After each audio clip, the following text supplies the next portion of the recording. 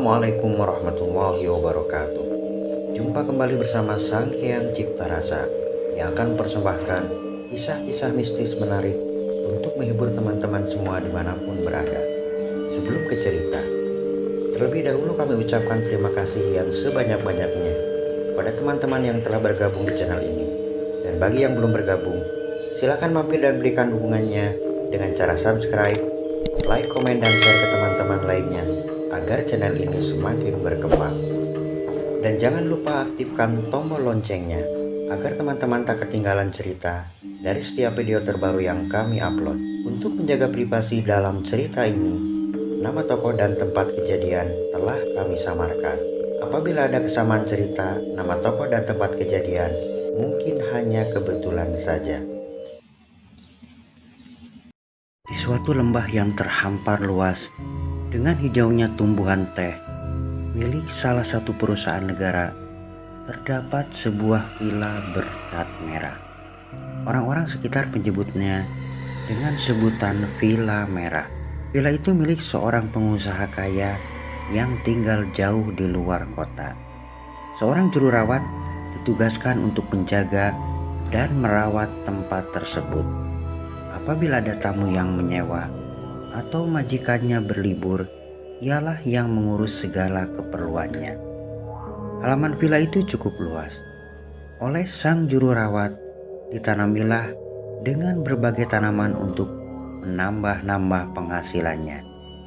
Di belakang villa terdapat jalan beraspal yang menghubungkan antara jalan raya menuju perkampungan penduduk setempat. Sang juru rawat yang bernama Pak Kohar itu telah bertahun-tahun bekerja mengurus villa tersebut. Dengan gaji bulanan yang ia terima setiap bulan dari majikannya ketika datang berkunjung. Pada suatu hari, Pak Kohar yang bukan penduduk setempat didatangi oleh anak pertamanya yang mengabarkan jika istrinya telah melahirkan. Mendengar hal itu, Pak Kohar tersenyum bahagia karena ia akan memiliki cucu pertama dari anak pertamanya. Singkat cerita, ia pun menitipkan villa tersebut pada kenalannya di kampung itu untuk menggantikan Pak Kohar selama 2 hari. Namun dikarenakan kenalannya itu sedang sakit, ia lalu menyuruh anaknya yang telah dewasa untuk menggantikan tugasnya sementara. Malam harinya, Jajang, pemuda lajang berusia 25 tahun itu duduk di depan kayu yang tersedia di villa tersebut. Berkali-kali ia menghembuskan asap rokoknya. Malam itu ia merasa senang karena tugasnya telah dibayar di muka untuk 2 hari oleh Pak Kohar. Malam pun semakin larut, membawa udara pegunungan yang sangat dingin. Berkali-kali Jajang menguap. Tanda kantuk mulai datang. Ia pun berniat masuk dan tidur di ruangan tengah villa tersebut. Ketika ia membuka pintu, ia pun kaget bukan kepalang. Ternyata di dalam ruangan terlihat Pak Kohar tengah duduk termenung tanpa memperdulikan kehadiran dirinya. Bukankah Pak Kohar pulang kampung tadi pagi? Pikirnya. Pak, kapan pulangnya? Ujar Jajang bertanya. Dengar pertanyaan Jajang, Pak Kohar tak menjawab. Ia hanya mendongakkan kepalanya lalu menatap Jajang dengan tatapan kosong. Jajang merasakan hal yang aneh tentang Pak Kohar malam itu. Namun ia berusaha berpikiran positif. Mungkin Pak Kohar sedang ada masalah dengan keluarganya, sehingga ia segera kembali ke tempat kerjanya di villa tersebut. Ia pun berlalu dari hadapan Pak Kohar. Namun baru 3 langkah ia penasaran dan menoleh ke belakang. Ternyata sosok Pak Kohar telah lenyap dari tempatnya. Seketika bulu kuduk Jajang merinding. Cepat sekali ia pergi, gumamnya.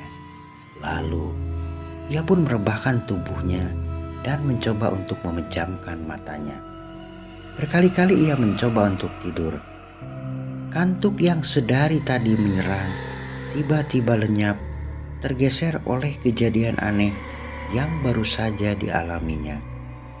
Ingin rasanya ia pulang ke rumah, namun karena upah yang telah ia terima, mau tak mau, ia harus melaksanakan tugasnya dengan baik. Dan ketika azan subuh berkumandang, barulah ia dapat terbang ke alam mimpi. Esokan harinya, Jajang bangun kesiangan. Setelah itu, ia mencari-cari Pak Kohar di seluruh ruangan serta area lokasi villa tersebut. Namun hasilnya nihil. Pak Kohar tak ada. Mungkin sedang ke kebun sebelah. Gumamnya masih berpikiran positif. Sebenarnya dalam hati kecilnya, ia benar-benar merasa ada yang aneh dengan Pak Kohar. Namun, sebisa mungkin ia mengabaikan hal itu dan akan meneruskan pekerjaannya untuk satu malam lagi. Malam kedua, selepas maghrib Jajang bergegas ke Villa Merah. Ia mengira di sana masih ada Pak Kohar. Ketika sampai di depan pintu, ia terkesiap kaget. Dari balik kaca di samping pintu, ia melihat sekelebat bayangan putih melayang dan menghilang entah kemana. Ia mengira jika ada pencuri yang masuk ke ruangan villa. Dengan rasa takut, segera ia membuka pintu dengan kunci ganda. Periksanya seluruh ruangan. Tak ada siapa-siapa. Ia juga heran dengan Pak Kohar yang tiba-tiba muncul dan tiba-tiba menghilang.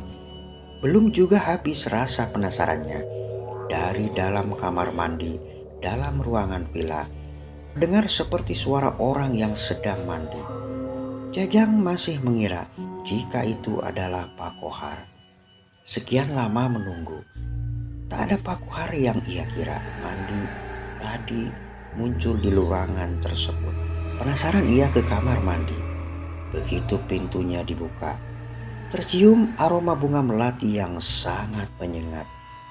Dan tak ada siapa-siapa. Tak ada tanda-tanda jika kamar mandi itu selesai dipergunakan. Bahkan lantainya pun masih kering. Padahal jika tadi terdengar suara orang mandi.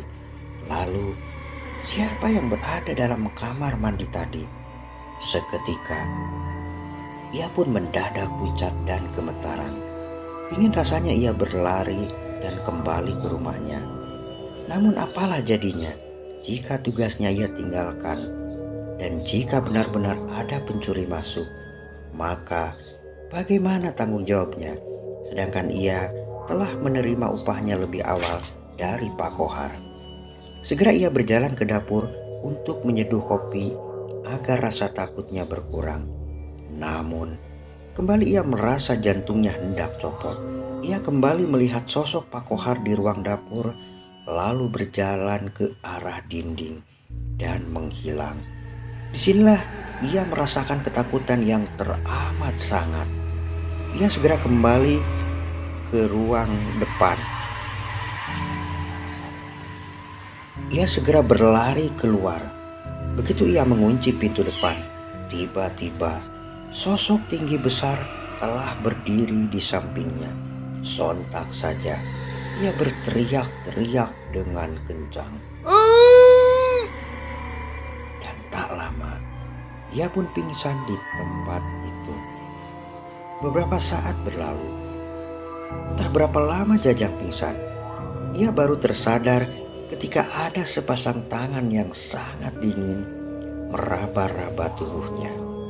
Dan ketika membuka mata, terlihat di depan batang hidungnya sosok nenek-nenek berambut putih yang telah keriput menyeringai ke arahnya. Seperti ada kekuatan, ia lalu bangkit dan berlari dengan sekuat tenaga menuju ke rumahnya. Ayahnya Jajang terheran-heran dengan kedatangan anaknya yang tiba-tiba dan sepertinya ketakutan. Ayahnya baru paham setelah mendengar cerita anaknya tersebut. Keesokan harinya, Pak Kohar datang. Ia lalu pergi ke rumah Jajang. Jajang pun menceritakan semua kejadian seram yang dialaminya selama 2 malam pada Pak Kohar. Pak Kohar lalu meminta maaf jika ia memang sengaja memasang tumbal penjaga gaib untuk mengamankan villa tersebut dari tangan-tangan jahil yang tak bertanggung jawab dan sosok-sosok yang menampakkan diri pada Jajang malam itu hanya untuk menunjukkan keberadaan mereka di tempat tersebut. Nah teman-teman, sampai di sini ceritanya. Semoga dapat menghibur kalian semua dimanapun berada. Terima kasih bagi teman-teman yang telah menonton dan mendengarkan ceritanya. Mohon maaf apabila ada salah-salah kata. Sampai jumpa di kisah mistis selanjutnya hanya di Sang Hyang Cipta Rasa. Assalamualaikum warahmatullahi wabarakatuh.